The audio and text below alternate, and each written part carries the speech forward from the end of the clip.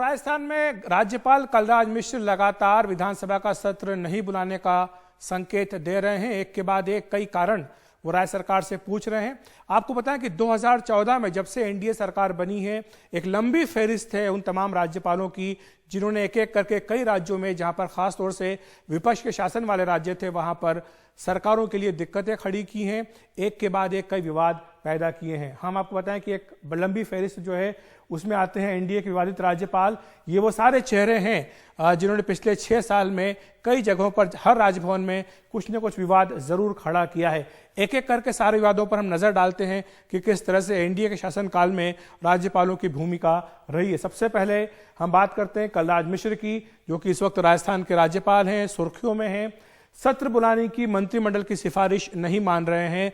एक के बाद एक कई पत्र मुख्यमंत्री को भेज रहे हैं, कारण पूछ रहे हैं, और माना जा रहा है कि वो राज्य में एक संवैधानिक संकट खड़ा करने की कोशिश करते हुए दिखाई दे रहे हैं।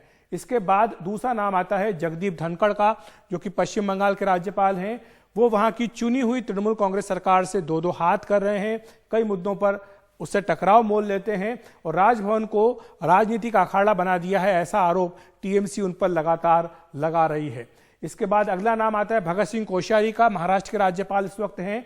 उन्होंने बिना बहुमत जांचे देवेंद्र फडणवीस और अजीत पवार को सुबह सुबह शपथ दिला दी थी। हालांकि बाद में उन्हें इस्तीफा देना पड़ा था क्योंकि उनके पास बहुमत नहीं था, और बाद में जब उद्धव ठाकरे मुख्यमंत्री बने तो उनका विधान परिषद में मनोनयन नहीं किया राज्यपाल कोश्यारी ने। इसके बाद अगला जो नाम आता है इस विवाद में वो है किरण बेदी का, जो कि उपराज्यपाल हैं पुडुचेरी की, और वो मुख्यमंत्री के काम में लगातार हस्तक्षेप करती हैं, ऐसा वहां के मुख्यमंत्री आरोप लगाते हैं। बल्कि समानांतर सरकार चलाने का आरोप भी उन पर है। उन्हें हटाने की मांग को लेकर मुख्यमंत्री नारायण स्वामी राष्ट्रपति को पत्र भी लिख चुके हैं। अगला जो नाम इस सूची में आता है वो है सत्यपाल मलिक का, जो उस वक्त जम्मू कश्मीर के राज्यपाल थे, फिलहाल ये गोवा में हैं, और तब वहां पर इन्होंने सरकार बनाने के विपक्ष के दावों में रोड़े अटकाए थे। इनका जो मशहूर एक किस्सा है वो सब जानते हैं कि उन्होंने कहा था कि राजभवन में फैक्स की मशीन काम नहीं कर रही है, इसलिए उनको वो पत्र नहीं मिल पाए थे। तो ये भी इसलिए विवादों में आए थे। वजुभाई वाला कर्नाटक के राज्यपाल, जब कर्नाटक के विधानसभा चुनाव परिणाम आए तो बहुमत नहीं होने के बावजूद उन्होंने बीएस येडियुरप्पा को शपथ दिला दी थी। हालांकि बाद में वो येडियुरप्पा अपना बहुमत साबित नहीं कर पाए थे, उन्होंने इस्तीफा दे दिया था, और उसके बाद साथ साथ उन्होंने अंतरिम स्पीकर की नियुक्ति पर भी इन्होंने सवाल उठा करके एक नया विवाद खड़ा कर दिया था। इसके बाद अगला जो नाम आता है सूची में वो है के पाल का, जो कि उस वक्त उत्तराखंड के राज्यपाल थे, और तब के जो मुख्यमंत्री थे हरीश रावत, उनके खिलाफ कुछ कांग्रेसी विधायकों की बगावत को हवा दी गई थी, और एक तरह से वहां पर इन्होंने राज्य में राष्ट्रपति शासन लगाने की सिफारिश की थी। इसको बाद में उत्तराखंड हाईकोर्ट ने और बाद में सुप्रीम कोर्ट ने खारिज कर दिया था, और बाद में हरीश रावत ने अपना बहुमत साबित किया था। तो ये भी एक विवादास्पद भूमिका के पाल की रही थी। जेपी राजखोवा, जो कि अरुणाचल प्रदेश के राज्यपाल थे, वहां पर उन्होंने राष्ट्रपति शासन की सिफारिश कर दी थी। यह मामला भी तब सुप्रीम कोर्ट में गया था, और सुप्रीम कोर्ट के दखल के बाद वहां पर राष्ट्रपति शासन हटाया गया था। तो ये एक लंबी सूची है उन एनडीए के तमाम विवादित राज्यपालों की। इसमें एक नाम नजमा हेपतुल्ला का भी है, जो कि मणिपुर की राज्यपाल हैं। उन्होंने सबसे बड़े दल होने के बावजूद कांग्रेस पार्टी को वहां पर सरकार बनाने के लिए नहीं बुलाया था, इसलिए इनके फैसले पर विवाद खड़ा हुआ था, और वहां पर बीजेपी को कुछ अन्य पार्टियों के साथ मिलकर सरकार बनाने का मौका नजमा हेपतुल्ला ने दिया था। तो ये भी एक कारण है कि जिसके चलते वो विवादों में आई हैं। तो ये एक के बाद एक लंबी फहरिस्त है। आपको बताएं कि लेकिन यूपीए के वक्त में भी कई ऐसे मामले हुए हैं जब राज्यपालों के फैसलों पर, उनकी भूमिका पर सवाल उठे हैं। रोमेश भंडारी, बूटा सिंह और साथ ही सैयद सिप्ते रजी, ये 3 ऐसे नाम हैं। रोमेश भंडारी का नाम सबसे ऊपर इस फहरिस्त में आता है, जिन्होंने कल्याण सिंह सरकार को बर्खास्त कर दिया था। जगदम्बिका पाल को 3 दिनों के लिए, सबसे कम अवधि के लिए मुख्यमंत्री बनाया था, बाद में जगदम्बिका पाल को इस्तीफा देना पड़ा था। वो आजकल बीजेपी में है। बूटा सिंह बिहार के राज्यपाल रहते हुए इन्होंने 2005 में बीजेपी जेडीयू के पास संख्या बल था, लेकिन सरकार नहीं बनाने दी थी। और साथ ही अगर हम बात करें कि विधानसभा भंग करने की सिफारिश भी बूटा सिंह ने कर दी थी। तो ये भी इस कारण विवादों में आए थे। और एक नाम है सैयद सिप्ते रजी का, झारखंड में, जहां पर कि एनडीए के पास बहुमत था, उसके बावजूद उन्होंने जेएमएम के शिबू सोरेन को मुख्यमंत्री बना दिया था। हालांकि शिबू सोरेन बाद में अपना बहुमत साबित नहीं कर पाए थे और फिर उन्हें इस्तीफा देना पड़ा था। फिर अर्जुन मुंडा को मुख्यमंत्री बनाया गया था। तो ये सारे वो राज्यपाल हैं, चाहे एनडीए के वक्त पर हों चाहे यूपीए के वक्त पर हों, जिनके फैसलों को लेकर सवाल उठते रहे। तो राज्यपाल की भूमिका क्या है? राज्यपाल क्यों विवादों में रहते हैं?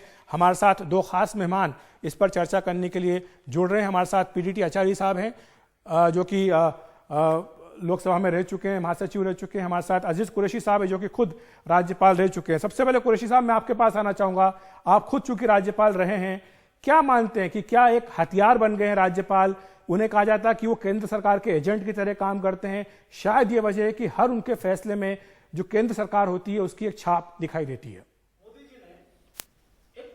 ये देन है हमें परम आदरणीय मोदी जी की सरकार की, जिन्होंने भारत के सारे हमारे इंस्टीट्यूशंस से डेमोक्रेटिक जुडिशियल उन्हें समाप्त कर दिया है।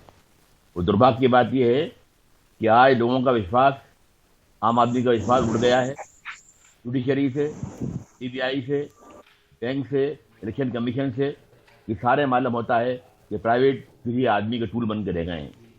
राज्यपाल की जो पोस्ट है वो अंग्रेजों ने बनाई थी, और इसलिए बनाई थी कि हिंदुस्तान में उनको अपनी अथॉरिटी, अपना ग्लैमर, अपना अहंकार, अपनी शान शौकत ये दिखाने का मौका मिले। अंग्रेज चलेगा यहाँ से, और उस जमाने में राज्यपाल को लाट साहब कहा जाता था। अंग्रेज तो चलेगा यहाँ से, लेकिन लाट साहब को बाकी छोड़ गए वो राजभवनों के अंदर। और अब बाद के राज्यपाल जब बनने शुरू हुए वो ज्यादा बड़े लाट साहब बन गए। मुझे भी मौका मिला राज्यपाल बनने का, तो ये आज के बीजेपी के जो लीडरशिप है ये गवाह है इस बात की, अगर इनमें ईमान है, ये बताएं कि एक शिकायत का मौका मुझसे नहीं कर सकते ये। जब भी मौका आया, कांग्रेस पार्टी की सरकार थी, मैं कांग्रेस का था, कांग्रेस हाई कमांड थी, लेकिन मैंने अपने कॉन्शियंस को, अपने ज़मीर को, अपने अंतरात्मा की आवाज़ पर सही फैसले किए, और बीजेपी का जो मदद करना थी, सही काम करना था, उनको हमेशा सही काम किए। मैं इसी पर मैं इस पे आगे आपसे पूछूंगा सवाल, लेकिन अभी मैं पीडीटी आचार्य साहब को लाना चाहूंगा, जो कि संविधान विशेषज्ञ हैं। आचार्य साहब, आपसे जानना चाहूंगा कि क्या वजह है कि ये विवाद खड़े होते हैं? क्या राज्यपाल की जो शक्तियां हैं, अधिकार हैं, या जो उनके दायित्व हैं, इनको डिफाइन नहीं किया गया है संविधान में, इसकी एक वजह है? या उनको कुछ ऐसी पावर्स दे दी गई जिसके चलते वो इसका बेजा इस्तेमाल करते हैं, मिसयूज करते हैं, इसीलिए इस तरह के विवाद खड़े होते हैं? देखिए, राज्यपाल का जो अधिकार है उसके बारे में तो ये तो क्लियर है कि राज्यपाल के पास कोई एग्जीक्यूटिव पावर नहीं है। उनको जो मंत्रिमंडल फैसला देता है उसके मुताबिक चलना पड़ता है, और उनका कोई इंडिपेंडेंट डिसीजन होता नहीं है जहां तक एग्जीक्यूटिव पावर्स की बात है जी। बाकी हमारे संविधान में गवर्नर के लिए कुछ एरियाज, डिस्क्रिशनरी एरियाज के बारे में बताया गया है। उसको छोड़ करके जो एग्जीक्यूटिव पावर्स है उसका जो एक्सरसाइज है वो तो इलेक्टेड गवर्नमेंट ही करता है, इसमें कोई डाउट नहीं है, क्योंकि सुप्रीम कोर्ट ने कई फैसलों में ये बात बहुत स्पष्ट कर दिया है। और 2016 में ये जो अरुणाचल प्रदेश की जो केस है जी, उसमें सुप्रीम कोर्ट के जो कॉन्स्टिट्यूशन बेंच है उसने ये बिल्कुल ही क्लियर किया था कि governor is bound to act on the aid and advice of the council of ministers. ये पोजीशन है कॉन्स्टिट्यूशनली। अब आज ये जो सवाल खड़ा हुआ है कि गवर्नर सत्र बुलाने के लिए गवर्नमेंट के रिकमेंडेशन को मान सकता है या नहीं सकता है, ये तो सवाल है जी। इसमें पता नहीं क्यों इतना कंफ्यूजन इसमें आ गया है। ये तो बिल्कुल स्पष्ट है कि गवर्नर को मंत्रिमंडल के सिफारिश पर एक्ट करना पड़ता है जी। वो बाध्य है उसके लिए, ही इज बाउंड।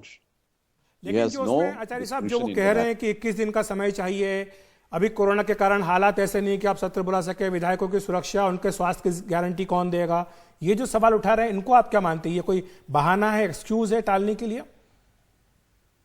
देखिए, ये 21 दिन की बात जो है, ये पुराने टाइम पर पार्लियामेंट में जब सत्र बुलाते थे उस वक्त 21 दिन एक क्वेश्चन की अवधि है। एक क्वेश्चन मूव का क्वेश्चन नोटिस देने की जो अवधि है वो 21 डेज था। मतलब 21 हाउस शुरू होने से 21 डेज पहले ये क्वेश्चन देना शुरू होता था जी। और उसकी वजह से, लेकिन वो कोई बात नहीं है क्योंकि अभी वो भी चेंज हो गया, पार्लियामेंट में वो चेंज होके 15 दिन कर दिया और लेकिन 5 दिन में भी सभा सत्र बुलाया है, केसेस है पार्लियामेंट में। तो ऐसी बात, वो तो गवर्नर के हाथ में नहीं है, वो तो मंत्रिमंडल को फैसला करना है कितने दिन में बुलाना है। वो स्पीकर से सलाह मशवरा करके मंत्रिमंडल डेट तय करता है। ठीक है कुरैशी साहब, मैं आपको लाना चाहूंगा इसमें। कुरैशी साहब, ये जो राज्यपाल की भूमिका है इसको लेकर के कई बार विवाद हुए हैं, हमने जिक्र किया उनका। इसमें कई सिफारिशें भी आई, सुप्रीम कोर्ट के फैसले भी हैं, सरकारी आयोग की भी सिफारिश है। सरकारी आयोग ये कहता है कि राज्यपाल ये देखे कि सरकार बने, ना कि ये देखे कि सरकार बनाने की कोशिश करे। यानी राज्यपाल जो है वो उसकी राजनीतिक भूमिका नहीं होनी चाहिए, ये सरकारी आयोग कहता है। लेकिन हम देखते हैं कि हमेशा राज्यपाल के पद का गलत इस्तेमाल किया जाता है, उसका मिसयूज किया जाता है। ये बात सही है, लेकिन जो राज्यपाल जिनका अपना कॉन्शियस होता है, अंतरात्मा जिंदा होती है, वो उसको नहीं मानते। डॉक्टर सिंगदयाल शर्मा, अगर याद हो आपको, आंध्र के गवर्नर थे, उनसे कहा गया वोट दिलाने के लिए, लेकिन उन्होंने मना कर दिया, नहीं गलत बात नहीं कराऊंगा उससे। बाद में सही साबित हुआ आगे। इसी तरह राज्यपाल पर प्रेशर आता है। जब मैं राज्यपाल था तो मुझसे कहा गया कि जब सरकार बदल गई, कांग्रेस गवर्नमेंट खत्म हो गई, बीजेपी सरकार आ गई, मुझे मैसेज आया कि अगर मैं हर महीने अखिलेश यादव सीएम थे वहां के, उनके खिलाफ एक रिपोर्ट भेजता रहूं सरकार को, आगे लॉ एंड ऑर्डर की इन्वेस्टिगेशन की, तो मैं अपनी जॉब पे कंटिन्यू करूंगा। मैंने जवाब दिया कि अगर अखिलेश यादव गलत काम करेगा तो कोई ताकत दुनिया के लिए रिपोर्ट पे नहीं भेजू, गलत काम नहीं करेगा, कोई ताकत नहीं पा सके आगे। फिर एक मामला आया मौलाना मोहम्मद अली जौहरी यूनिवर्सिटी का, जो आजादी के एक बड़े मुजाहिद मौलाना मोहम्मद अली के नाम पर रामपुर में बनाई गई थी। वो 10 साल से बिल पेंडिंग था, मुलायम सिंह जी ने बनाई थी उसको, 10 साल से बिल पेंडिंग था। वो कांग्रेस के 2 गवर्नर ने दस्तखत नहीं किए। जब राज्यपाल बना, मैंने उसको एग्जामिन कराया एडवोकेट जनरल से, लॉ डिपार्टमेंट से, सीआईडी से, तो लगा मुझे कि जांच हो रही है आगे। मैंने उस फाइल मंगाई, ऑर्डर किए कि इस बिल को असिस्टेंट गवर्नर में दूंगा, कि नोट डिक्टेट कराया। होम सेक्रेटरी का टेलीफोन आया दिल्ली से, गवर्नर की सेक्रेटरी के पास, मेरी सेक्रेटरी थी, एक लेडी सेक्रेटरी, जो उन्हें मना करो, अगर कहोगे तो ऐसा करेंगे वो गवर्नर की निकाल दी जाएगी। लेकिन एक बात जरूर आपकी बात से ये लग रहा है कि इंटरफेरेंस तो होता है, केंद्र अपनी ओर से दखल देने की कोशिश करती है। बता रहा हूँ, मुझसे कहा गया अगर आप दस्तखत करेंगे इस पे तो आपको गवर्नर से निकाल दी जाएगा। मैंने कहा 10 गवर्नरियां जाती हों तो जाएं, लेकिन मैं दस्तखत करूंगा इसको। क्यों? सेंट्रल गवर्नमेंट इसको इसलिए नहीं चाहती कि इससे मुसलमानों का फायदा होगा। इस यूनिवर्सिटी में 50% जो सीट थी हर डिपार्टमेंट में, मुलायम सिंह जी ने बिल बनाया था। बिल्कुल, ये विश्वविद्यालयों का मुद्दा भी एक है कुरैशी साहब, जिसको लेकर के विवाद उठता है राज्यपाल के, चूंकि वो वहाँ के कुलपति होते हैं इसलिए समस्या आती है। लेकिन आचार्य सर, आपसे एक बात जानना चाहूंगा जाने से पहले कि आर्टिकल 163 जो है, जिसमें कि कुछ असीमित अधिकार, एक तरह से कहें कि डिस्क्रिशनरी पावर जो राज्यपाल को दे दी गई है, उसके चलते ही विवाद खड़ा होता है। इसमें वो अधिकार राज्यपाल को दे दिए गए जो कि शायद राष्ट्रपति के पास भी नहीं है। तो मुझे लगता है कि ये एक बड़ी वजह है। देखिए, राज्यपाल का अगर ईमानदार है वो, जी आचार्य साहब, और कांचा डंडा है उसका, तो जी आचार्य साहब आपसे जानना चाह रहा हूँ, पीडीटी आचार्य साहब। हाँ जी जी, देखिए ना, ये गवर्नर का जो इसके पावर्स है, गवर्नर एक तो मंत्रिमंडल के जो एडवाइस है उसके ऊपर उनको चलना पड़ता है, जहां तक एग्जीक्यूटिव पावर्स की बात है। दूसरा, गवर्नर को डिस्क्रिशनरी पावर्स दिया गया है, ये बात बिल्कुल सही है, जो इवन प्रेसिडेंट को भी नहीं है। लेकिन वो डिस्क्रिशनरी पावर्स क्या है, उसके बारे में तो सुप्रीम कोर्ट ने कई अपने फैसलों में बड़ा स्पष्ट तरीके से कहा है।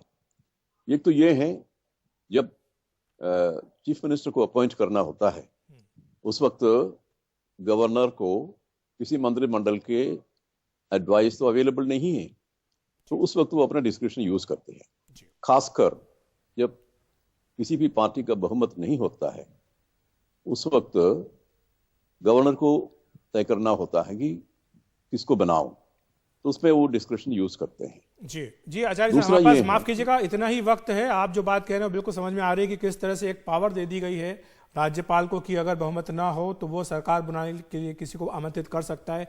ये एक वो ताकत है जिसका इस्तेमाल राज्यपाल करते आए हैं, और राज्यपाल हम जानते हैं कि केंद्र सरकार के इशारों पर ही काम करते हैं, और यही वजह कि एक के बाद एक विवाद